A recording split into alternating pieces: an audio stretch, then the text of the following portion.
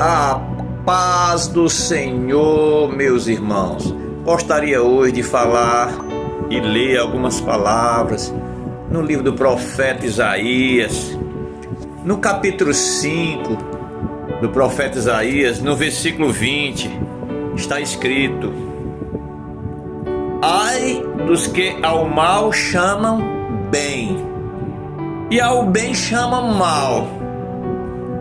Ai dos que dizem que a escuridade é luz e que a luz é escuridade, transformando trevas em luz e luz em treva, né?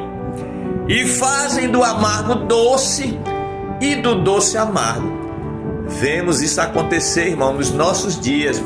Estamos vivendo os tempos, como Jesus Cristo predisse, Sodoma e Gomorra, onde a violência, o caos, a injustiça social, a corrupção em todas as classes, nas mais altas classes sociais. Estamos vendo as injustiças, mas também no capítulo 10 de Isaías, o profeta messiânico, no capítulo 10 vai dizer: ai dos que decretam leis injustas, ai dos escrivões que escrevem perversidade. Versículo 2: para prejudicar os pobres em juízo e para arrebatarem o direito dos aflitos do meu povo, e para despojarem, ou seja, roubarem as viúvas e para roubarem os órfãos. Mas que fareis vós outros no dia da visitação? Porque Deus vai visitar. O que fareis vós outros no dia da visitação e da assolação que há de vir de longe? A quem recorrereis para obter socorro? E onde deixarei as vossas glórias, as vossas riquezas, os vossos tesouros? Versículo 4: sem que cada um se abata entre os presos e caia entre os mortos.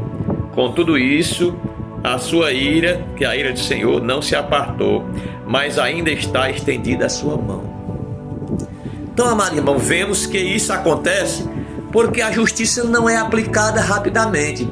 Vejamos aqui um versículo em Eclesiastes, capítulo 8, versículo 11.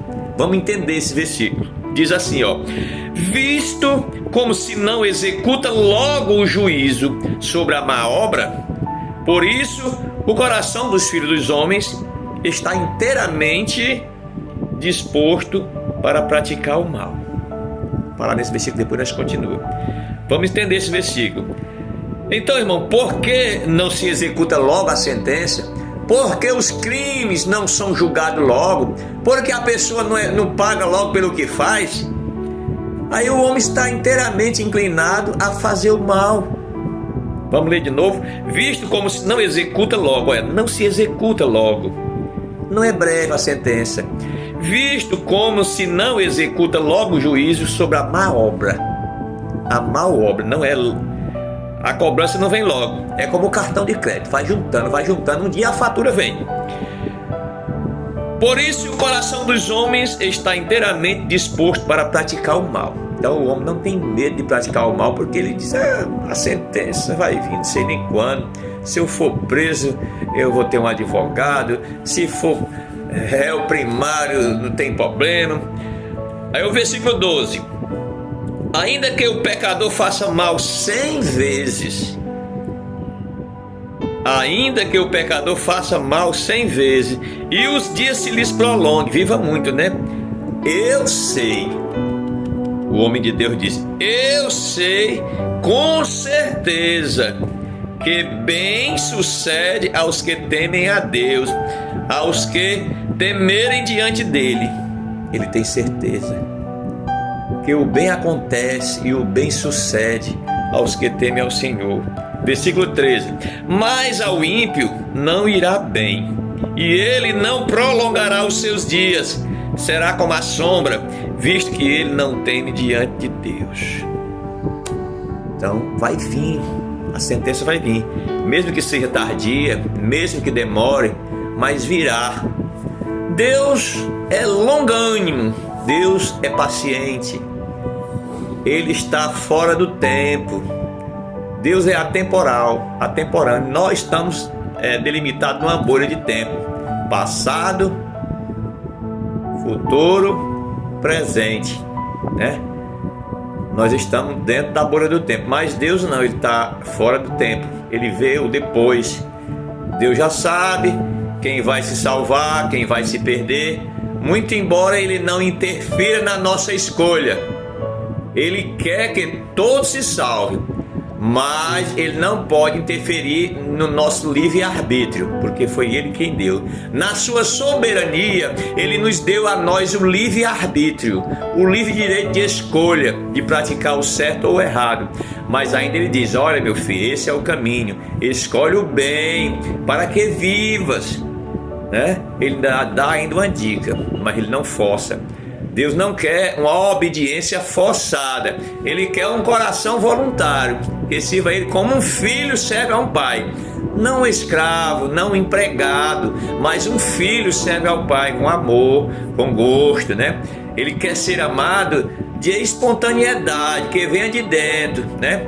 Mas também o temor gera amor, né? Primeiro vem o temor, e devido ao temor a obediência, e pela obediência vem a gratidão, que Deus vai dando as coisas a gente, vai fazendo nas nossas vidas milagres e mais milagres, nos sustentando nas ocasiões mais difíceis. Então, meu amado irmão, também está em Salmos 2, vai dizer: agora pois, ó reis, juízes, presidentes, chefes de estados, agora pois, ó reis, sede prudentes, deixai-vos instruir, juízes da terra. É preciso ser instruído por Deus, os juízes, os governantes, as autoridades. O apóstolo Paulo nos ensinou a orar pelas autoridades constituídas, porque são constituídas por Deus, né? Aquela autoridade está lá, mas de um jeito ou de outro foi permissão de Deus que ele chegasse lá. Então nós devemos orar por eles, porque a palavra diz: bem-aventurada a nação cujo Deus é o Senhor. Se uma nação não for dirigida por Deus, ela está fadada ao fracasso. A nação de Israel, pela Bíblia nós acompanhamos toda a história de Israel, que quando o rei de Israel era propenso para as leis de Deus, a nação ia bem, porque ele dirigia o povo. Mas quando ele era inclinado para o mal, para a perversidade, para a idolatria, o país degredia, falia, as pessoas sofriam, padeciam, eram escravizadas, eram tomadas pelas nações inimigas, vizinhas. Então é a mesma coisa hoje. O nosso país precisa ser regido pelas leis do Senhor. E algumas vezes as leis do Senhor coincidem com a justiça humana. Sabemos que até um tempo passado o adultério não era só pecado, como um crime também. Agora o adultério é só pecado, continua sendo pecado o adultério. Mas pelas leis civis o adultério não é mais crime. Mas tem muitas coisas que é pecado e é crime, né? Matar é pecado e é crime. Roubar é pecado e é crime. Mentir diante de um juiz, levantar falso testemunho, provar uma tese mentirosa, também é um crime. Então, nós vivemos hoje no tempo da falsidade, do fingimento, da mentira, do fake, né? É o fake news. Então, isso não agrada a Deus. O mundo de hoje, nós estamos vivendo os tempos de Sodoma e Gomorra. Não falta mais nada para ser Sodoma e Gomorra. A imoralidade sexual, né? As pessoas falam de qualquer jeito, né? Os protestos são desrespeitosos. Então, meus amados irmãos, Salmos 2, versículo 10. Agora, pois, ó juízes da terra, sede prudentes e deixai-vos instruir, juízes da terra. Servi ao Senhor com temor e alegrai-vos com tremor. Beijai o filho. Que filho é esse, irmão? Esse filho aqui é Jesus. Beijai o filho para que se não ire. Para que quem não se ire? Para que o pai não se ire, né? E pereçais. Pereçar é morrer, se acabar, é perecer, assim como uma fruta perece. E pereçais no caminho, quando em breve se inflamar a sua ira. Deus tem ira para aqueles que rejeitam seu Filho, Jesus Cristo, que Ele enviou lá em João capítulo 3, versículo 16, Tem um versículo muito conhecido que diz: porque Deus amou o mundo de tal maneira que deu seu Filho unigênito, para que todo aquele que nele crê não pereça, mas tenha vida eterna. Esse perecer, irmão, é se acabar eternamente nas trevas exteriores, né? Mas vemos hoje em dia, irmão, o desrespeito, o que está acontecendo no mundo, no Brasil e no mundo, leva a crer que nós estamos vivendo o princípio das dores. Nós estamos entrando no Apocalipse. Não tem previsão de melhora. E nem tudo que parece bom é bom, e nem tudo que parece ruim é ruim. É preciso estar de olho. Olhai as Escrituras. Jesus Cristo disse: errais não conhecendo as Escrituras. Oséias 4:6, ou é 6:4, vai dizer: o meu povo se perdeu porque lhe faltou o conhecimento das Escrituras. As Escrituras nos ensinam, irmão. As Escrituras nos alertam, as Escrituras nos despertam.